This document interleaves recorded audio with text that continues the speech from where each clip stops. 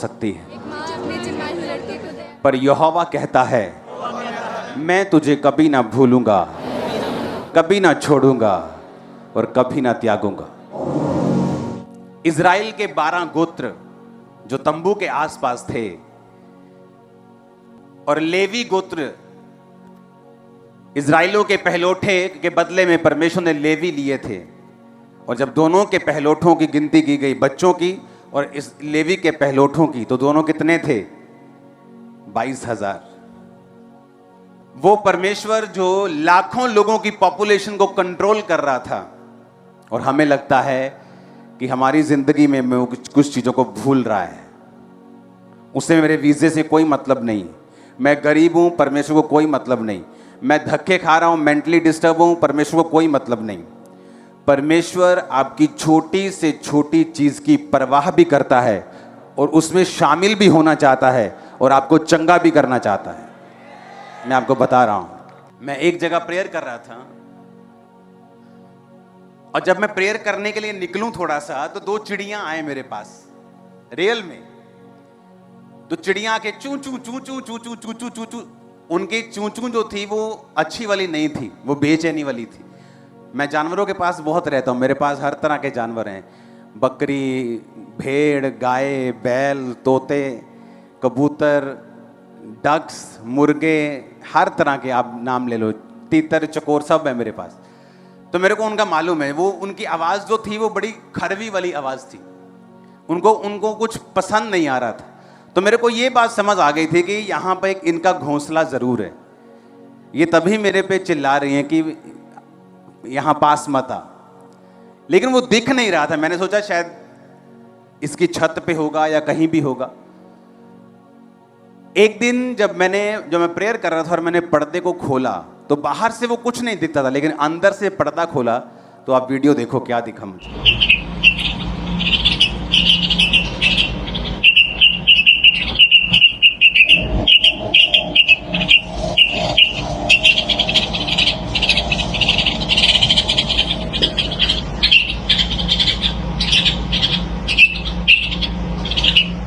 दूसरी वीडियो को देखेंगे।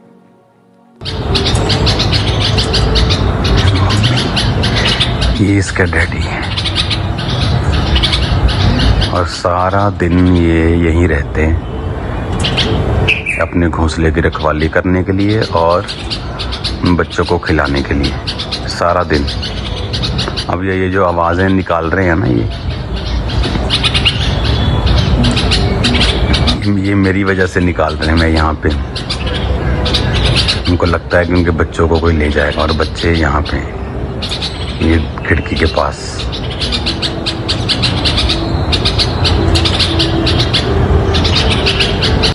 सुनो, जब पहले दिन मैंने इन चिड़ियों को वैसे ही नोटिस किया तो थोड़ी मोटी मोटी थी और मैंने छोड़ दिया नोटिस करके। दूसरा दिन, तीसरा दिन, जब मैंने 6वें 7वें दिन इनको, जब मैं चलता था वहाँ पे, तो ये आ जाती थी और चिर करने लगती थी।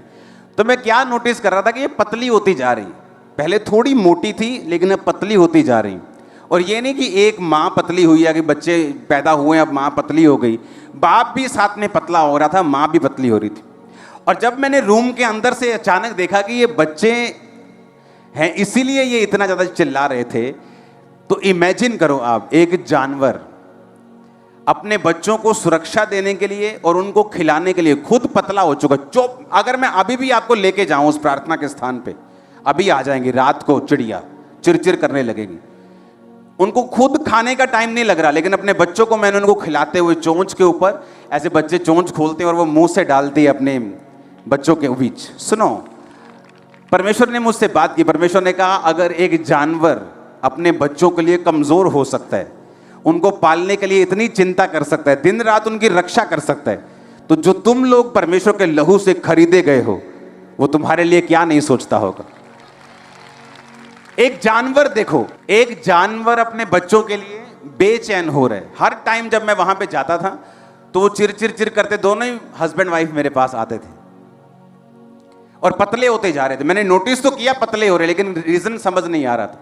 और एक दिन जब रूम के अंदर से देखा तो इतनी जबरदस्त जगह पे उन्होंने अपना घोंसला बनाया कि बाहर से दिखता तक नहीं। और अंदर से वो दिखता था कि बच्चे हैं, और वो मुंह खोलते थे और माँ उनको खाना खिलाती थी। और आज अभी भी अगर मैं रात को 12 बजे वहां चला जाऊंगा तो अभी भी चिरचिर करती दोनों हस्बैंड वाइफ आ जाए। एक जानवर अपने बच्चे के लिए क्या कर रहा है? आपको क्या लगता है परमेश्वर आपसे कितना प्यार करता हो? एक जानवर जिसको परमेश्वर ने बनाया है और अपनी आत्मा भी नहीं दी, शब्दों से बनाया है। जिस तरह टेंट बना है, लाइट बनी है, ये खंबा बना है, लोहा बना है, उसी तरह जानवर बने हैं शब्दों से। इंसान शब्दों से नहीं बना, इंसान मिट्टी को गूंथ कर परमेश्वर की आत्मा की सांस से बना है। आमीन। तो जो परमेश्वर ने जिसको आत्मा तक नहीं दिया, उसको उसने कैसी बुद्धि दी है? जिसको उसने अपना आत्मा तक दे दिया, अपना एक लौता बेटा तक दे दिया, इमेजिन करो वो आपकी प्रार्थनाओं का उत्तर किस तरह से लेता होगा, किस तरह से देता होगा, आपको कितना प्यार करता होगा, किस तरह से आपकी केयर करता होगा। लेकिन मुश्किल यह है जब हमारी स्पिरिचुअल आईज बंद होती हैं। जिस तरह एक छोटा बच्चा अपने बाप के साथ जब गाड़ी में जाता है तो उसको बड़ी ललक होती है कि मैं भी अपने डैडी की तरह गाड़ी चलाऊंगा। वो हमेशा कहता है मुझे बैठा दो, मुझे गाड़ी चलानी है। लेकिन उसका बाप जानता है कि मैं इसकी एक्साइटमेंट के चक्कर में इसका नुकसान नहीं कर सकता। आपका पिता जानता है आपको कौन सी चीज कब देनी है। आप जल्दी करने के चक्कर में रोएंगे, चिल्लाएंगे, तो आपका बच्चा जितना मर्जी रोए या चिल्लाए, आप उसको गाड़ी चलाने के लिए नहीं देंगे, तारों से पंगा लेने नहीं देंगे, टीवी ठीक करने नहीं देंगे, आप उसे वो काम नहीं देंगे जो उसकी सेहत के लिए और उसकी जान के लिए हानि हो सकते हैं। तो परमेश्वर जो आपसे प्यार करता है, मैं आपको परमेश्वर की प्रेजेंस में बता रहा हूं, अगर परमेश्वर ने मेरी सारी प्रार्थनाओं के उत्तर दे दिए होते, आज मैं प्रचारक नहीं होता, क्रिश्चियन होता और बिजनेसमैन होता। इतनी रूहें नहीं बचती, आप इतना प्रचार नहीं सुनते। परमेश्वर आपकी प्रार्थना का उत्तर देता है अपने बेस्ट, निश्चित, ठहराए हुए समय के ऊपर, ताकि आप भी ब्लेस हों और आपकी जनरेशन जो आने वाली है वो भी ब्लेस हो। आप जानते हैं रोज की रोटी को शुरू करने का मकसद रोज दोपहर को 1 बजे लाखों लोग उसे सुन रहे हैं, लाखों। आप इमेजिन कर लो कि एक महीने के अंदर 2 करोड़ से अधिक डिवाइस वचन को सुनते हैं। एक महीने में 2 करोड़, एक महीने में। क्योंकि जब अगर शैतान अपनी ताकत को और अपने नए नए तरीकों को इस्तेमाल करके लोगों को पीछे खींच रहे हैं, तो परमेश्वर भी अपने लोगों को इस्तेमाल करके शैतान को पीछे कर रहे। पहले बात करना थोड़ा मुश्किल होता था। कोई गंदी फिल्म देखने लोग जाते थे, बेचारे वीसीआर लेके आते थे, फिल्म लेके। अब तो मोबाइल खोलो तो फिल्म शुरू। शैतान ने आसान कर दिया, तो परमेश्वर ने भी ऐसा काम कर दिया कि उसी मोबाइल पर शैतान के बैंड बजाने का इंतजाम किया। आप जानते हैं सबसे रोज की रोटी को शुरू करने का मकसद यह है कि जो कलीसिया है वो सिर्फ संडे और थर्सडे वचन नहीं सुने, वो रोज वचन सुने। क्योंकि अगर वो रोज वचन सुनेगी, परमेश्वर के हथियारों से इक्विप्ड होगी, भरी होगी, और शैतान जो अब पल पल के ऊपर पाप को अटैक कर रहा है, पाप के साथ, उसे मालूम है उसका लास्ट टाइम आ चुका, उसे मालूम है यीशु मसीह बहुत जल्द आने वाले, उसे पता है ये चीजें, और वो ये चाहता है कि वो भी अपनी फसल को जल्दी काटे, ज्यादा से ज्यादा लोग परमेश्वर से हटे, उसका ये मकसद है।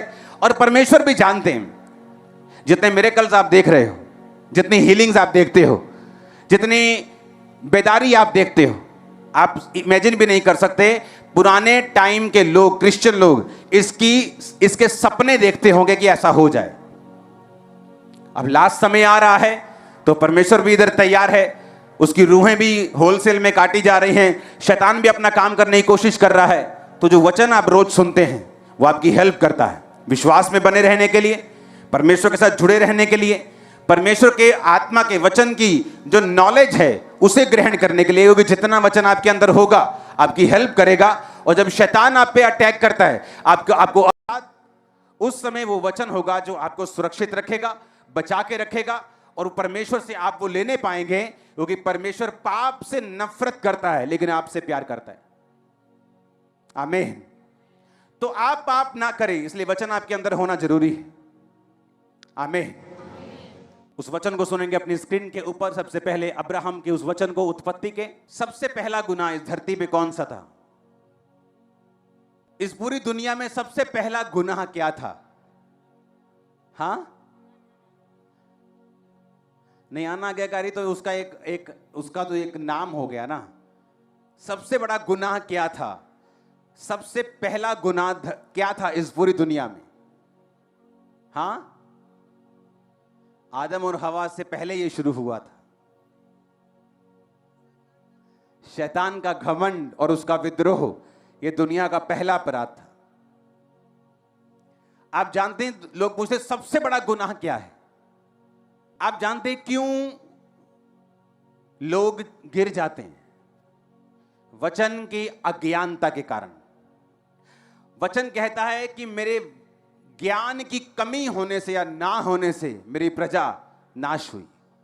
शैतान की वजह से नहीं। शैतान भी किस चीज को यूज करता है आपके खिलाफ? आपके ज्ञान की कमी को। 2 इंसिडेंट है बाइबल में जिसमें मैं आपको प्रूफ कर दूंगा कि ये वाला पाप परमेश्वर बहुत सीरियसली लेता है और इसके ऊपर जजमेंट भेजता है और न्याय करता है।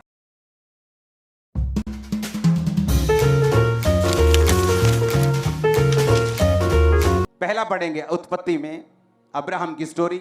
अब्राहम की पत्नी सारे के कोई संतान नहीं थी, उसके हाजिरा नाम की एक नौकर थी। सारे ने कहा, देख यहोवा ने मेरी कोख को बंद कर रखा है, इसलिए मैं तुझसे विनती करती हूं कि तू मेरी दासी के पास जा, संभव है कि मेरा घर उसके द्वारा बस जाए। सारे की बात अब्राहम ने मानी। इसलिए जब अब्राहम को कनान देश में रहते 10 वर्ष बीत चुके थे, उसकी पत्नी सारे ने अपनी मिस्री दासी हाजिरा को लेकर अपने पति अब्राहम को दिया कि वह उसकी पत्नी हो। उसकी दूसरी शादी हो रही है अब्राहम। वह हाजिरा के पास गया, वो गर्भवती हुई। जब उसने जाना कि वो गर्भवती है, वह अपनी स्वामिनी को तुच्छ दृष्टि से देखने लगी। हां, इसको बाद में पढ़ते हैं उत्पत्ति 30 को। हम अब्राहम की स्टोरी जानते हैं कि अब्राहम के कोई संतान नहीं हुई सारे से, तो उसने कहा दूसरी पत्नी कर ले। पुराने टाइम में 1 से 2 से 3 से भी अधिक पत्नियां होती थी। अब नहीं है रूल। ये मत सोचना कि तुम जाओगे और दूसरी तीसरी चौथी, कैंसल सारे प्लान शैतान के। आमीन।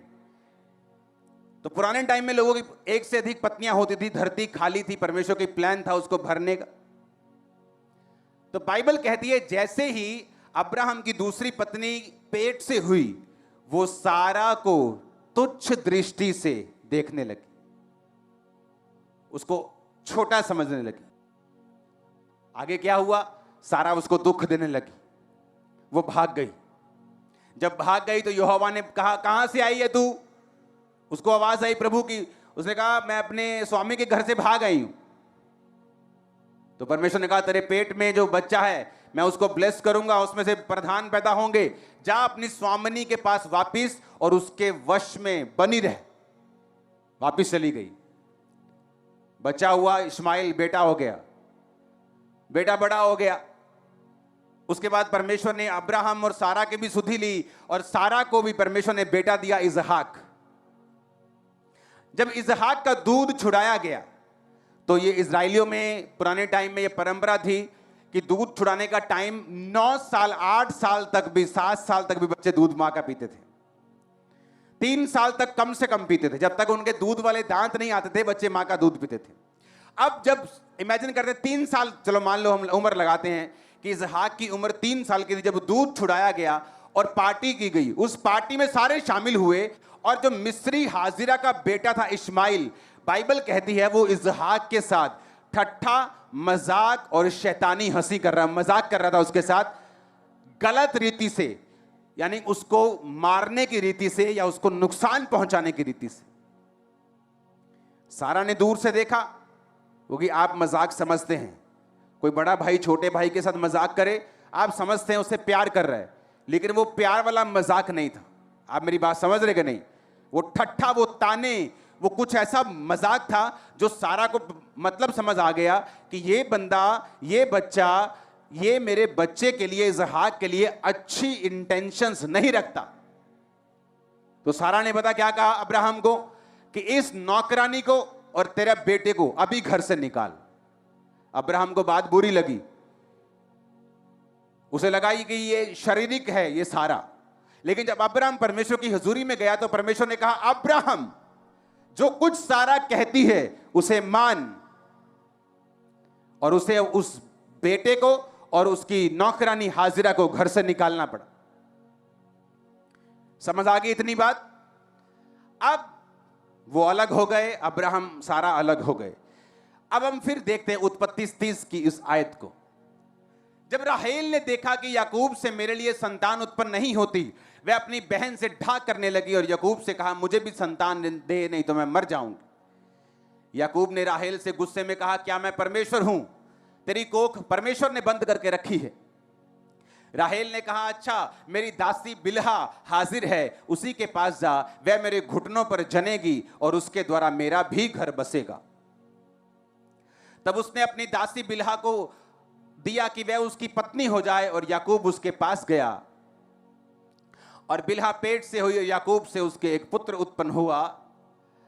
और राहेल ने कहा परमेश्वर ने मेरा न्याय चुकाया और मेरी सुनकर मुझे एक पुत्र दिया और उसका नाम उसने दान रखा।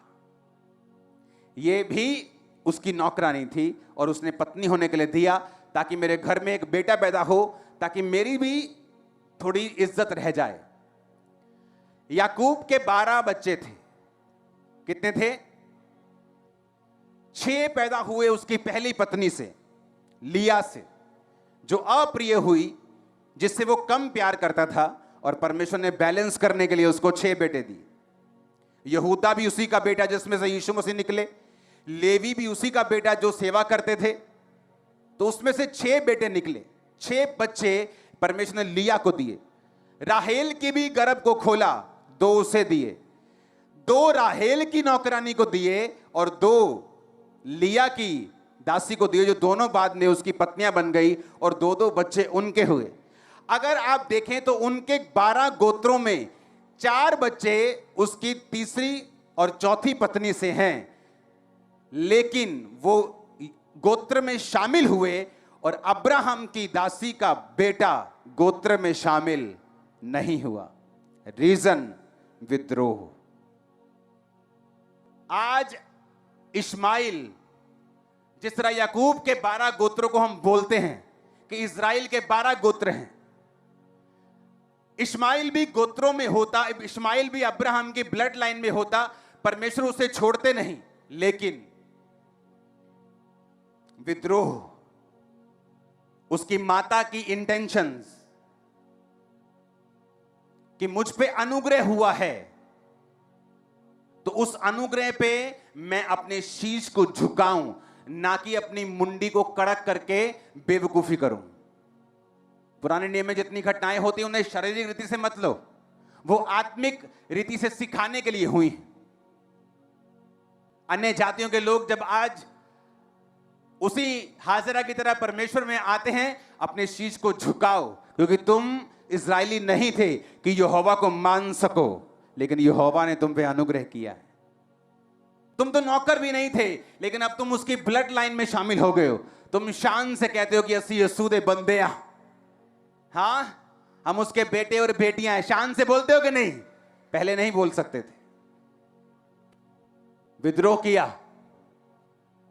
सारा की नौकरानी ने विद्रोह करके उस घर से निकाली गई, क्योंकि वो हम्बल नहीं थी, नम्र नहीं थी। शैतान जब लोगों को नाश करने के लिए उठता है, वो उन्हीं लोगों का विरोध आपके जरिए करता है जिससे आपको बरकत मिली है। और जब आप एक ऐसे व्यक्ति को विरोध करते हुए देखें जिसने उस व्यक्ति से उल्टा बरकत पाई हो, आप मेरी बात को समझ लेना कि उसके पीछे प्योर 100% शैतान खड़ा है। डेयरी के बाहर लिखा था ना 100% देसी क्यों। आप मेरी बात याद कर लेना कि उस बंदे के पीछे 100% शुद्ध शैतान खड़ा है। तुम काबिल नहीं थे, लेकिन तुमको चुना गया।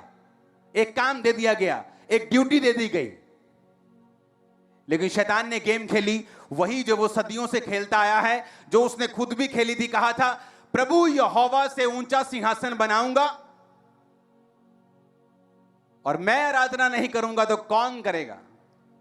आज जब तुम लोग आराधना करते हो तुम्हारे बंधन टूटते हैं, पता है क्यों? परमेश्वर दिखाता है शैतान को, देख तू नहीं करेगा, ये लाखों करेगा, ये करोड़ों